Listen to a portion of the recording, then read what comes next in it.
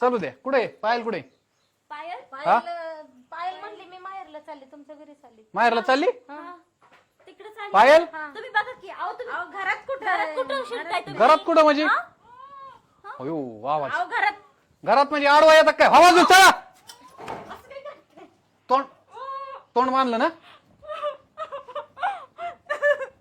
चल रडू नको. बघा भाऊनी घेऊन चालला आपल्या बहिणीला घरी. चल तो अत्याचार न्यायला आलोय करत आता. होते इथे यांना बघा. ठेवायच नाही ती. यांना असं नाही डायरेक्ट इथं पोलीस घेऊन आले मग कळलं. चला काय तुम्हाला सांभाळता येणार म्हणले. चल अहो काय झालं? हात सोडा बर का तिचा. काय झालं? काय झालं म्हणजे? काय तुला माहित नाही काय झालंय? तोंड बांधित काय?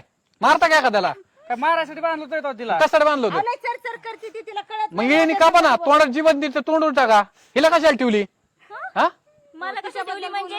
माझं हक्काचं घर आहे, मी राहणारच इथं. असं ना? मग आता मी हक्काच्या घरी न्यायला आलोय. अजिबात अडवायचा संबंध नाही कोणाचा. तुम्हाला सांभाळता येत नाही ना, तुम्ही असं दुसऱ्या हाणायचा अधिकार नाहीये. लग्न लावून दिले ना आम्ही.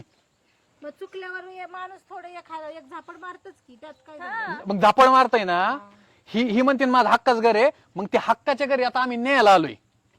हाय पाहुणे पण आता ती शेवटी बोलून चालून बायकोच आहे की माझी. कोणाची? माझी. बायको सारखे सांभाळली तर बायको राहील ना.